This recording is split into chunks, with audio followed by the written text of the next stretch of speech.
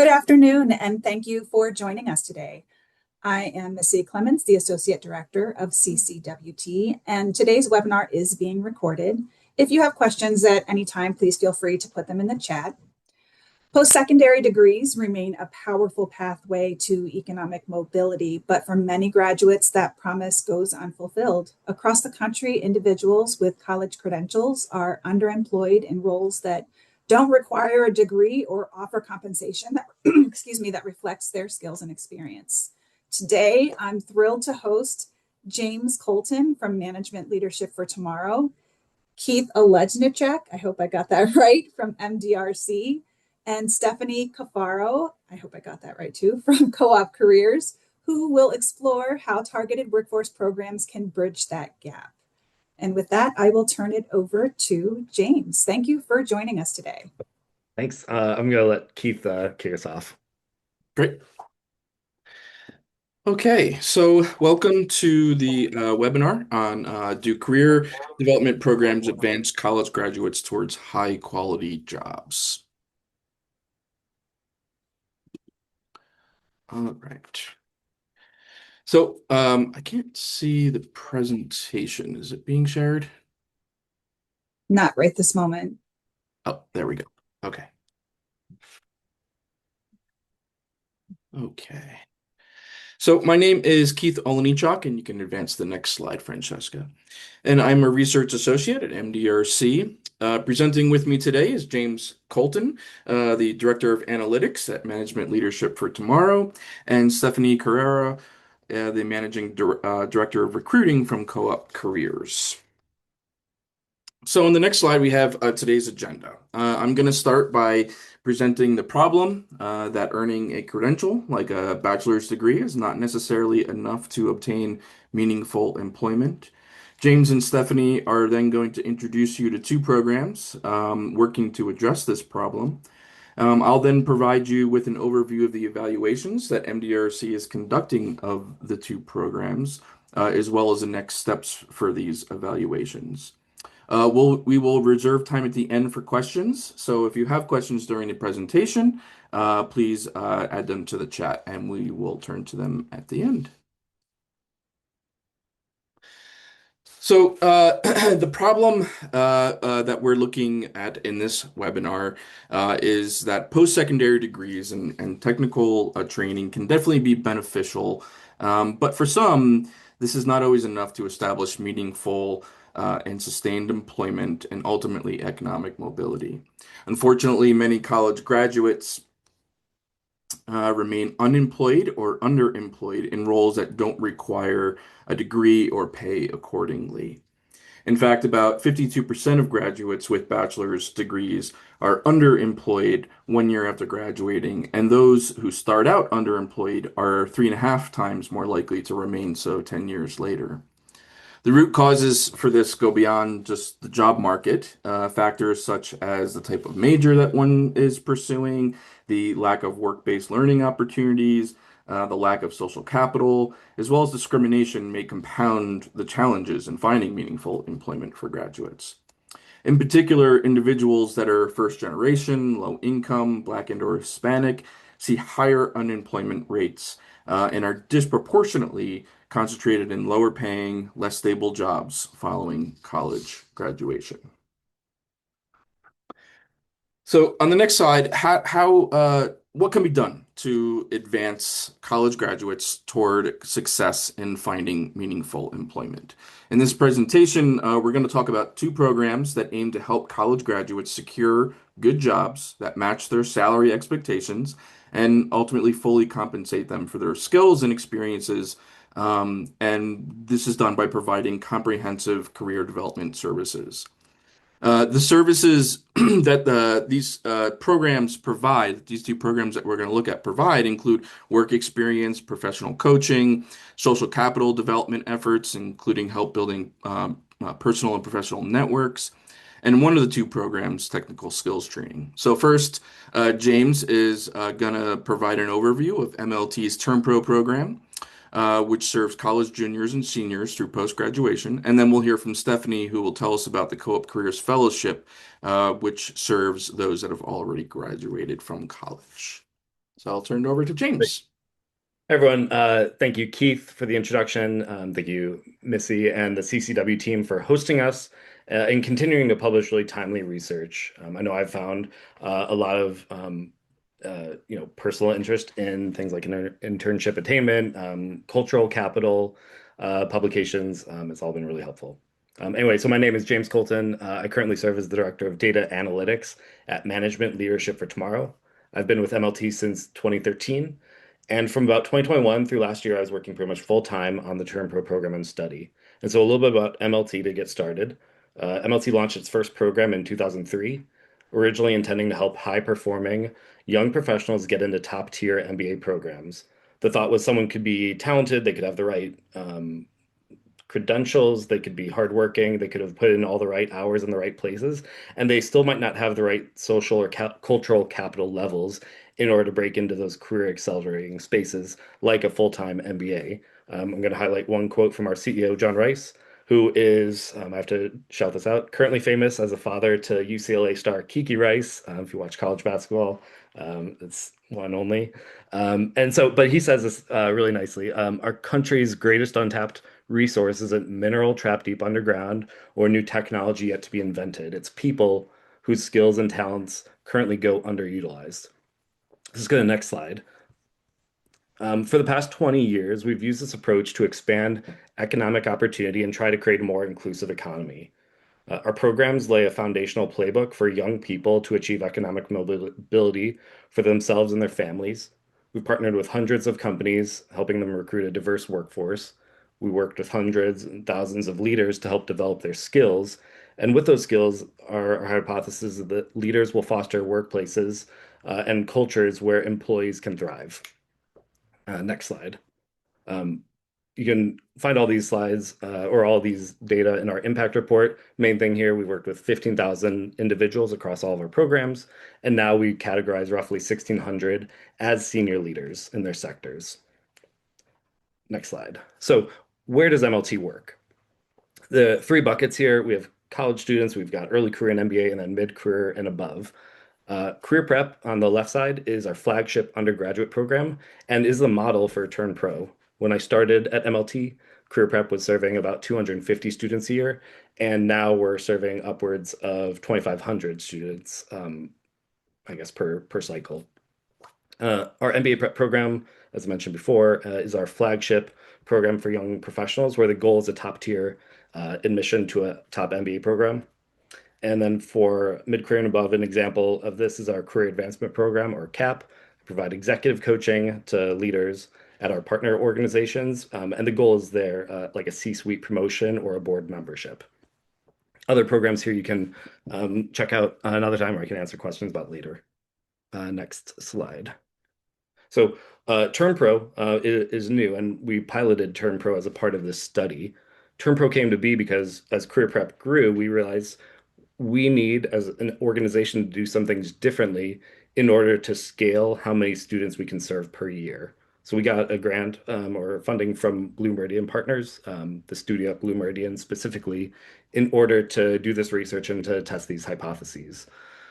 The goal at the end of the day is still helping students land fast track or career accelerating jobs after graduation, but can we do this for more students? And also, does the career prep model work if we randomize selection? I think the interesting question here for foundations and donors is what is the actual economic impact in terms of dollars or employment or wages that MLT provides or that MLT can provide through our programs? Next slide. So I'm going to talk about Turn Pro eligibility really, really briefly. We were targeting juniors and seniors. And so when you see the graduation years here, we were looking for students generally who are going to be graduating within the time frame with which we could help them find an internship or a full-time job. I also asterisked, you intend to work full-time after graduation. This is something we made optional partway through recruitment because we found that some students actually didn't know what they wanted to do after graduation and didn't know how to answer that question. Next slide. So components of Turn Pro, and actually this is really components of any MLT program, are a playbook, coaching, and a network or connections. We made our business-centric playbook a bit more industry agnostic. Sorry, did I jump ahead? Um, sorry. Yes. Business-centric playbook is a bit more industry agnostic because we have a really diverse group of students. We use professional career coaches to provide coaching, and generally we're looking for coaches who have some sort of industry experience. And then we also offer the opportunity for our corporate partners to participate in campus events alongside MLT. The sample timeline below is there so people can see what we're working on with students at different points of the year. We start with personal clarity for both juniors and seniors because that's sort of the foundational aspect of all of our programs, and then sort of branch off into either full-time or internship prep. With Term Pro, we did something different than with Career Prep, where we worked with students about 6 months after graduation. And that could range from working on students to find jobs, to navigate new managers, to navigate promotions. So there was a whole slew of topics that I think we found new and interesting there. Next slide. When we think about data, so I'm the data person on our team. There were things that we thought we were going to do, and then there are things that we actually ended up doing as a part of Term Pro. Career Prep, this is the program that Term Pro was based on, focuses on 4 career tracks. There's financial services, consulting, technology/software engineering, and corporate management. Turn Pro, we attracted students who were interested in those fields and a lot more. There's architecture, graphic design, nursing, psychology, etc. And so we made our curriculum a bit more flexible to adapt to those students' needs. We also reduced the number of coach calls, which I'll talk about in a minute, that were required for a student to stay in compliance with the program. And at the same time, this increased diversity or heterogeneity of the class meant we couldn't rely solely on corporate partners for social capital needs. Our Term Pro corporate partners, they provide content for some events, but we also asked MLT alumni to come back, talk to students, talk to fellows about their career journeys, and sometimes in a roundabout way what they ended up learning through the course of their time in corporate America or not. Next slide. So we have a couple examples of data we collect and how we use them. Our original pilot proposed that we would need about 20 coaching calls per student. We found that some students need more and some needed less. In the first year, we assessed that the average student could become interview ready by their 7th coach call. And there are obviously some who came in well prepared. And then there are others that you don't see here that took even more time to become interview ready, sometimes 20, 30 or more calls in order to become interview ready, land a job after graduation. And last slide here. I'm going to stop here, but these last 2 examples just show different examples of data that we collected in order to inform communication to both our students, to our coaches, to other stakeholders. Checking time. One example I'll talk about is this move from disengaged to non-compliant. We in other programs, we sometimes label students disengaged when they stop doing the things that they're supposed to be doing. But we found that with Term Pro, disengaged was sort of a descriptor of an attitude that we weren't sure we were measuring correctly. So we started to label them non-compliant if they weren't doing coach calls in sort of the time we expected them to be doing. And then we changed our intervention to focus on getting them to complete coach calls because that doesn't really require a certain attitude. It just requires them to sign up for a coach call via Calendly, and then we'll let the coach take it from there. When it comes to communicating with community partners, we found in this most recent cycle, there was a larger than average group that were pursuing continuing education after graduation. And that alone isn't a cause for concern. It was like much higher than it was for some of our other cohorts at the time. And so the conversation we would have with this university partners is this in line with what you're seeing from students? What are the things that students are interested in that would help them along their career journey in the long term, just beyond pursuing another year or 2 years of a master's degree or finishing their undergrad. So let me stop there and pass it over to Stephanie to talk about co-op. Thanks, James. Again, my name is Stephanie Cafaro. I'm the Managing Director of Recruiting at COOP Careers. I have been with the organization since 2022, but I have spent about the last 15 years supporting first generation and Pell eligible students to college, through college, and now to the other side of college into that first good job. So Co-op Careers, again, supports recent college graduates from first generation and low income backgrounds to land their first upwardly mobile job. And the challenge that we are working to solve is that there are more and more first generation students graduating from college every year, about 1 million first gen and low income students graduating each year, which is a really exciting statistic. What is not so exciting is that 2/3 of those students will be unemployed or underemployed in their first year after college. And even more sobering, half of those that are unemployed or underemployed will still be stuck 4 years later. So even though students are working to, achieve the American dream and they're going to college, crossing the stage, getting that degree, they are stuck, driving for Uber and working overnight shifts at Target and doing gig work and not landing that role that requires a degree and is going to advance their economic mobility. We know that college graduates are 9 times more likely to get hired with an internal referral. It's not always what you know, it's who you know, and that college graduates are 6 times have a 6 times stronger network based on zip code and school. And at Co-op, we know that who you know and where you live impacts your future, and that's where we come in. The Co-op Careers model is a 16-week fellowship for recent grads. Our curriculum is led by captains who are alumni of the Co-op Careers Fellowship. We are focused on cohorts, which are tight-knit communities of 18 to 20 peers overcoming underemployment together. We have a real focus on building strong networks and building social capital. We offer alumni support for 8 weeks, kind of 1 session per week following the fellowship, and then additional support for up to 6 months after fellowship completion. And this is often on,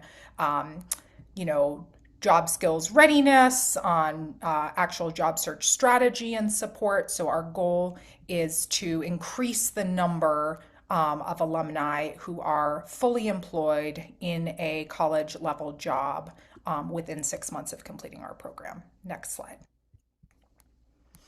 Our curriculum focuses on 3 career tracks, so data analytics, digital marketing, and financial services.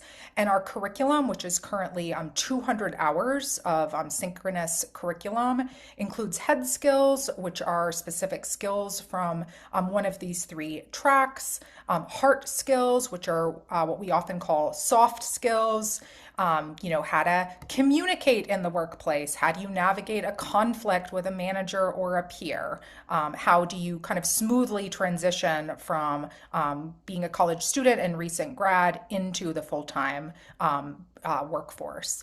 And then our hustle curriculum, which is our resumes, job application strategy, networking skills, how do you ace an interview, so all of those skills that are going to help you land that first full-time job. We are not a coding boot camp. We are not providing like super advanced technical skills. You can look at our curriculum as being like entry-level skills that are transferable across the financial services, advertising, tech roles, and a lot of these skills would translate into entry-level roles beyond a variety of other sectors as well. Next slide.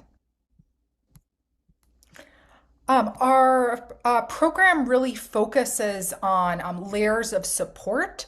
So again, our recruiting team sources, interviews, and onboards about 2,000 fellows annually who come into the fellowship. Our program success team monitors and supports direct delivery, again, from our alumni coaches that are teaching and supporting curriculum. And then we continue supporting our alumni again up to 1 year post-fellowship. Our social work team is a very unique aspect of co-op. We have a team of licensed social workers who provide free therapy, make service referrals, and also support some of the facilitation of some of our curriculum, particularly on topics like resilience and some of our soft skills.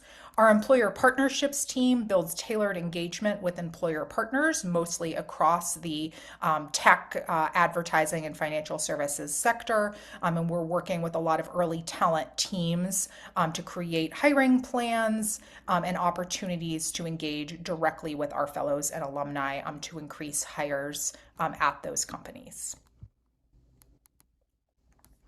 Just a few quick stats here. Co-op was founded in New York City in 2014. We are currently serving recent alumni in New York City, Chicago, Los Angeles, and the San Francisco Bay Area. We have served more than 8,000 recent grads to date. We have 195 employer partners across a variety of sectors. And we have more than 1,600 Co-op Careers alumni who have paid it forward as captains. Next slide. Our fellowship eligibility, our fellows must meet all of the following criteria. So they must identify either as a first-generation college graduate or a financial aid recipient, so qualified for the Pell Grant, partial Pell Grant, or another form of federal financial aid. Most of our fellows actually meet both eligibility requirements, but we certainly get some fellows that were first-gen but not low-income, and some that were low-income but not first-generation. And then all fellows additionally must have earned their bachelor's degree from a U.S. institution within the last 10 years. Most of our fellows are 6 months to 2 years out of college, but we certainly serve a small population that has graduated years ago and is still unemployed or underemployed. Our fellows must currently be unemployed or underemployed, so making less than $50,000 a year, and in a job that does not use a bachelor's degree or their other skills. They must be 21 years of age and live within a 2-hour commuting distance of one of our 4 cities. And this is because most of our current employer partners are offering either fully in office or hybrid roles in these major metropolitan markets. And so we want to make sure that our alumni can be fully employed with our employer partners at the completion of the fellowship. We are only able to serve recent grads who are U.S. citizens or legally permitted to work in the U.S. with no restriction. And again, this is really based on criteria from our employer partners. That is a little about the Co-op Careers Fellowship. And again, very excited to be collaborating with MDRC on a robust evaluation of our intervention. And I will turn it back over to Keith. Thanks, Stephanie. Yeah, so MDRC is partnering with both MLT and Co-op Careers to conduct evaluations of these 2 programs. And I'm going to provide you an overview of these evaluations, but first I'd like to just tell you a little bit about MDRC. So who is MDRC? MDRC is a nonprofit, nonpartisan organization that for over 50 years has been building learning agendas that advance the goals of programs, organizations, institutions, and systems. MDRC partners with practitioners, policymakers, and other decision makers to identify what works to improve policy, practice, and the well-being of people in low-income communities.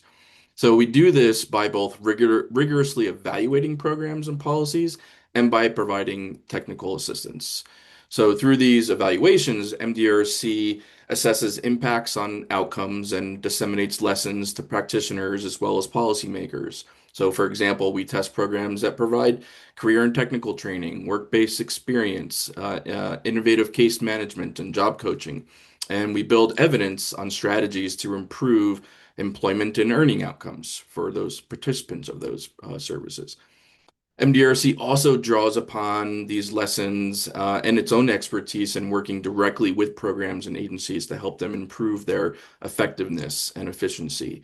We provide evidence-driven, tailored, and collaborative support to nonprofits, to government agencies, and other institutions like colleges or schools. For example, our Economic Mobility Lab initiative has partnered with several sector-focused workforce training providers to help them improve training experiences and outcomes for their participants. So that's a little bit about MDRC. And so to go back to the two evaluations now, to assess whether comprehensive career development services that are provided by the TernPro program and the COOP Careers Fellowship to assess whether those services help participants transition into quality jobs. MDRC is conducting random assignment impact studies, which is the gold standard for establishing causal impact. So the impact analysis for these evaluations will estimate the effects of each program on a range of participant outcomes, such as employment and earning outcomes and outcomes on job quality and satisfaction. In addition to the impact study that's being conducted, both evaluations also include an implementation study component. And the implementation analysis will describe how the programs are implemented and how the students experience the programs. It will seek to identify program successes and challenges. And in general, it's going to help us interpret the impact findings. So what evaluation sources, what data sources are being used for these evaluations? For the impact analysis, we're collecting employment and wage data, and we'll do this from state UI records or IRS data in order to measure the impact of the employment and wage outcomes. We're collecting program application data or baseline survey data from the programs to establish a baseline. So this data is going to help us describe the students who enroll in the study, to define potential subgroups of interest, and to establish covariates in the impact models, which will ultimately enhance the statistical power of the impact study. We're also collecting program participation data from the programs to describe the services and to document participation rates in key services. We're going to be conducting follow-up participant surveys that cover a variety of topics, including service receipt, employment and wage information, and job satisfaction. On the implementation side, we take a mixed methods approach. So, we conducted observations of services being delivered. We're conducting interviews and focus groups with study participants, staff, and program partners. But we're also drawing on quantitative data, including that participation data collected from the programs. So, at this point, both programs have completed study enrollment. The TernPro program enrolled 1,015 participants across 3 partner universities between December 2022 and May 2025, with about an overall 50-50 program to control group ratio. And the COOP Careers Fellowship just recently finished their enrollment. They enrolled 2,408 participants across their 4 of their locations in 2 cohorts, fall of 2025 and spring of 2026. And there we have an overall 80-20 program to control group ratio. So the COOP Careers evaluation is still in its early stages, having just finished enrollment. But for the TernPro evaluation, we have released a couple of publications already, including in August of last year, a report highlighting our early implementation findings. So through our initial observations and interviews with participants and staff, we found that personalized career coaching was valuable. Interviewed students highlighted one-on-one career coaching as the most common reason they applied to TernPro in the first place. But they also indicated it was the most valuable service that they had received participating in the program. They really valued the ongoing relationship that they had with their coaches. They reported strong and supportive relationships with them. And they said that their coach was one of the main reasons they continued to engage in the TernPro program. And although each student's circumstances, goals, and proximity to graduation when they were participating in the program influenced their level of engagement in TernPro services, participation rates in coaching sessions were higher than any other service. We also found that college partnerships were helpful in reaching prospective TermPro students. Most of the students that we interviewed reported learning about TermPro through emails from their college. And lastly, we found that paid internships were not always accessible. So although TermPro coaches encouraged college juniors to obtain summer internships, and supported them and provided them with application support to do so. Only about 53% of college juniors reported completing an internship in one of the study's follow-up surveys. And while one reason that some students did not participate in an internship had to do with lack of opportunities, particularly for some majors or fields, if they were in a particular major or field, opportunities were not as prevalent for internships. But perhaps the biggest reason was that many of the students were working and could not afford to just leave a paying job for an internship that may not pay as well, and may be shorter term, may not be a permanent position.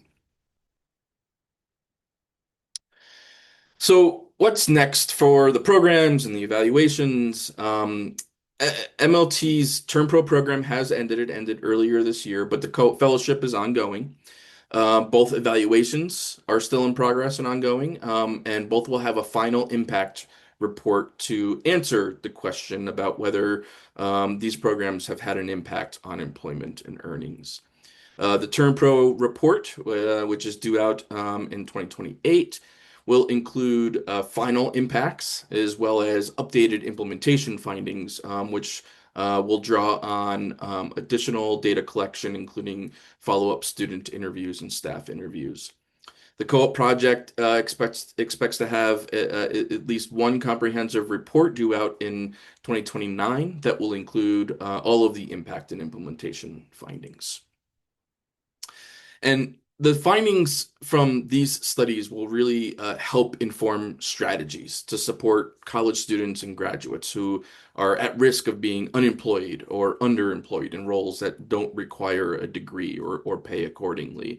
And so these insights that we'll gain from these evaluations will not only help guide programs like TermPro and the COOP Careers Fellowship, but it can also inform others like colleges and their efforts to develop and enhance their college career services.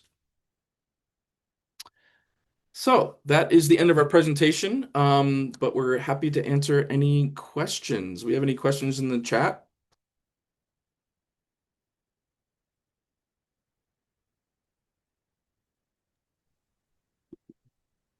Or if anyone would like to unmute and ask a question.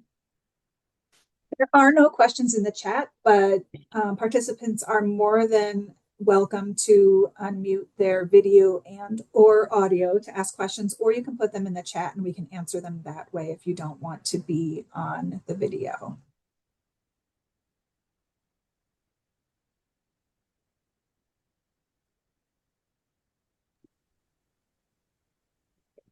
I mean, I know I'm presenting. I will kick us off with a question actually for Stephanie, because I know you have both career services and a social work team.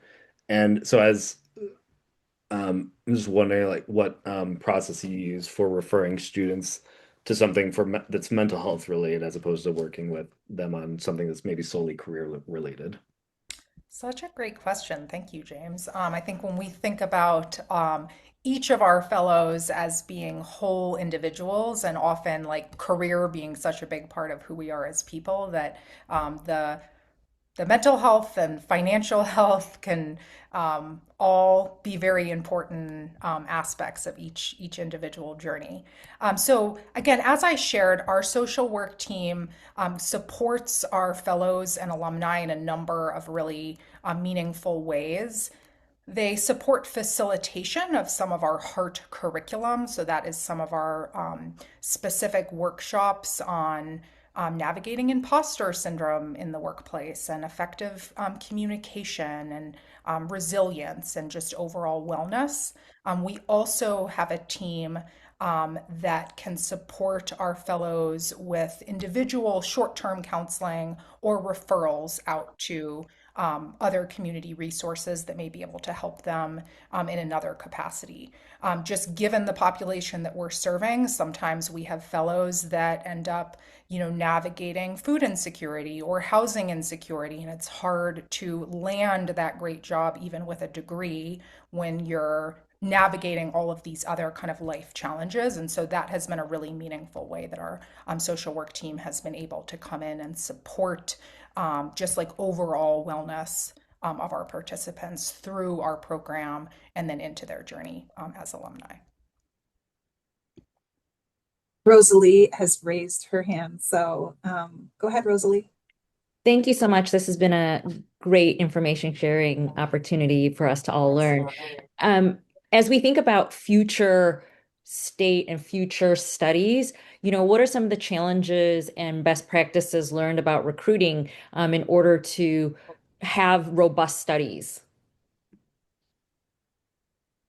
James, you want to take that Sure. one? Yes, I hope that there are people here who are actively thinking about study data collection and site enrollment. We have a number of IRB restrictions on recruiting and enrollment. And so when we think about the administrative data sources we collect, we need a social security number from students. And so often we ran across students who didn't want to enroll because they felt unsure about giving over their social security number. So that was one sort of challenge we had to work with.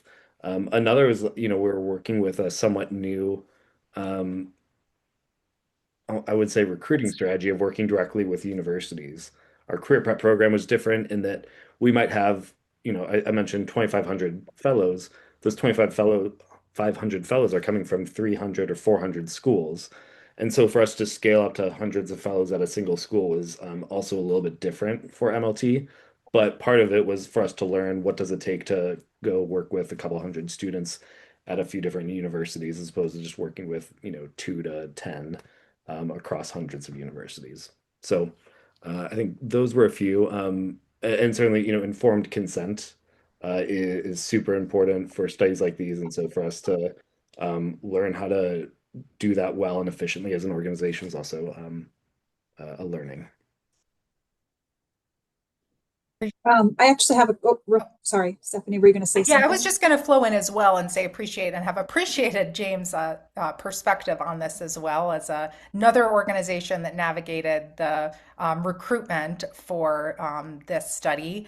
And I think that one thing that comes to mind for me on the co-op careers side is, again, the population that we're recruiting is across the life cycle. Like, we don't have an age requirement. It's within 10 years of graduation, but the average age of our fellows is 25.3. So our average participant is Gen Z, and they read receipts, they ask a lot of questions. And I think one of the things that I learned in our process, we also started collecting social security numbers just one recruiting cycle ahead of starting enrollment for the study, and was really being able to have honest conversations with our candidates about informed consent, the process that we are going through for enrollment, but also the why behind it, right? So we got a lot of like, why do you need my social? Why can't I just, apply for co-op and not be part of the study?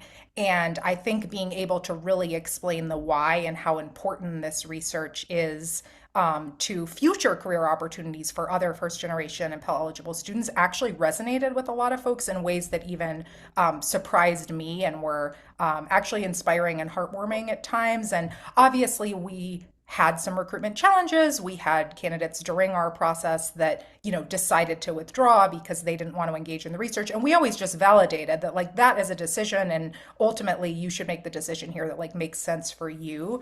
But I think that it was really helpful for us to be able to have this really, detailed and robust communication, which MDRC really supported our communication, strategy. The other piece that I will add, because MLT came first, is that I think that there were some learnings that MDRC had from some recruitment challenges with MLT that co-op was able to benefit from kind of some of those learnings and like changing the process a bit. I was actually going to ask a question related in terms of retention and engagement. And maybe you didn't see as much of this because these were young people who were opting in and looking for these tools and looking for these resources. But did you see any issues with students and fellows who were sort of falling off a little bit, or maybe their engagement was waning? And if you did, what are some practices that you might recommend to get them re-engaged in programming? Because I know that, especially when it comes to longitudinal studies or studies where the program is longer, or even just as a career services person where you're engaging with students at a university for maybe a longer period of time, that can be a challenge.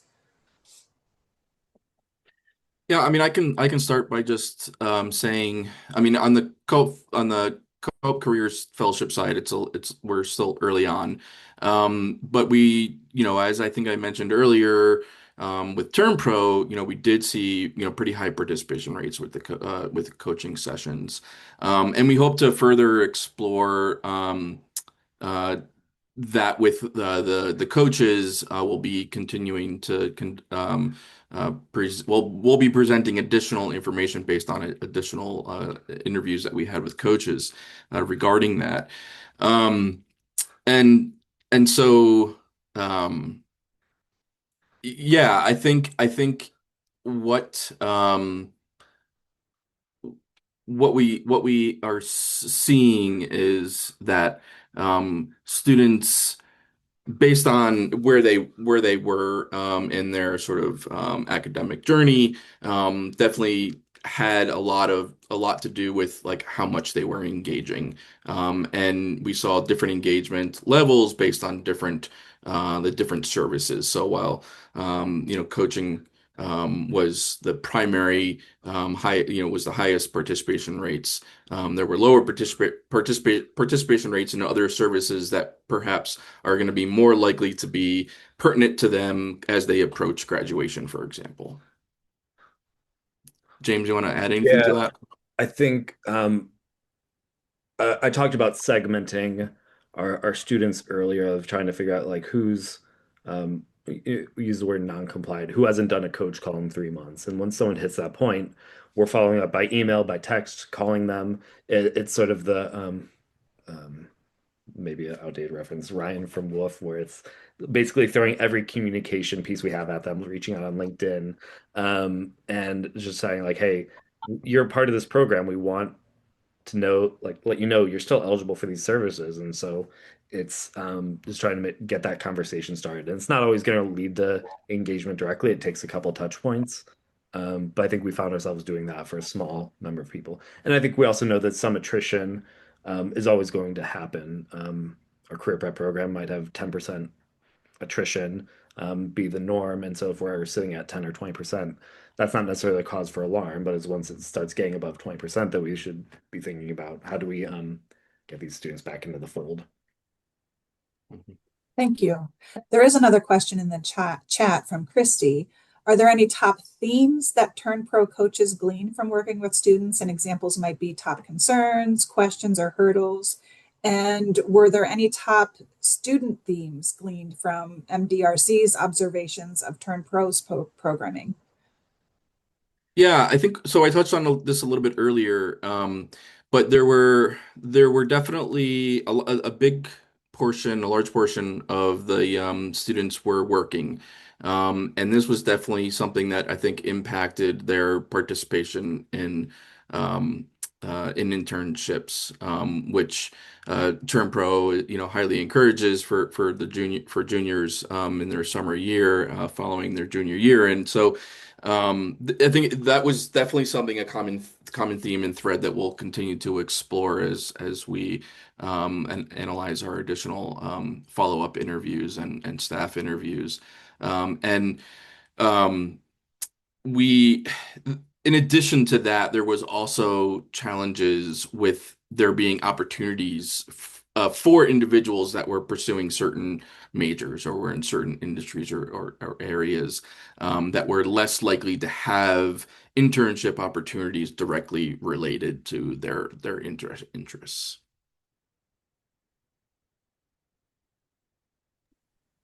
Yeah. In terms of top themes, I'm thinking about uh, all of the things I want to go back and like add to our research, add to our research questions. It's too late to do that, but thinking about like what role does geography or geographic location play, not just for the students, but the coaches who are working with the students. MLT is a remote organization. So sometimes we're having a coach who lives in one state working with another student who's halfway across the country.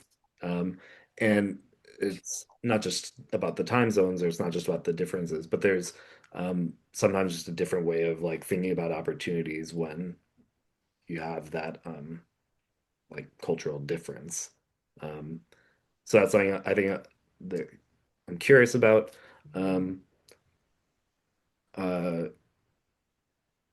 I think also the coaching students after graduation was interesting because we get in the situation where I think Stephanie you mentioned like the students who are driving for Uber, they're participating in the gig economy and coaching students while they're doing these gig economy things while they're also interviewing or applying to other jobs outside of those things. And they have to pay bills, but they also have these other things that they want to do as well.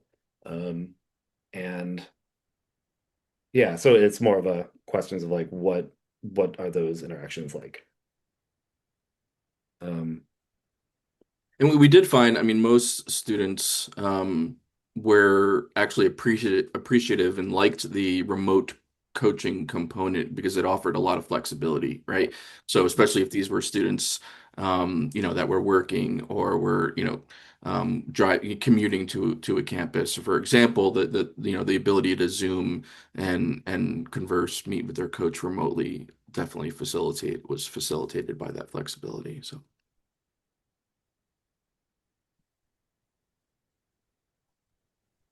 I think in this, we're going to continue our next analysis is really going to zero in, for on the Turbo side is really zeroing in on the graduation and post graduation and looking at how they're connecting to employers and building their networks. And so we hope to learn a lot more and present a lot more in our final upcoming report regarding that.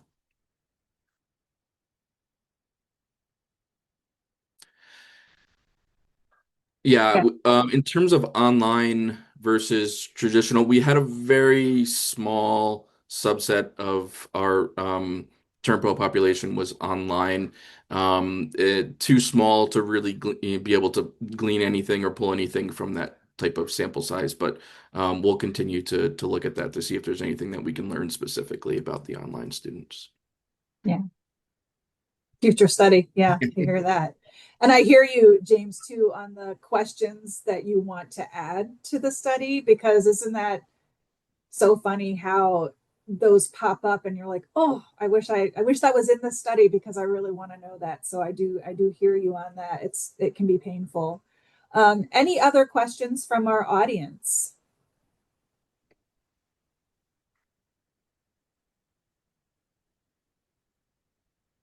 I think we're not seeing any other questions, but it just goes to the fact that you all did an amazing job presenting your findings and your programs, and we are so grateful that you were able to join us today. We will make this available if anybody would like to watch the video online. So it will be on our website as soon as I can edit the beginning where we were doing our tech check. So please check that out on our website. And if you have any questions, you can filter those through me at ccwt@wisc.edu. Thank you again, James, Keith, and Stephanie. And thank you to everyone who joined us today. Have a great afternoon. Thank you.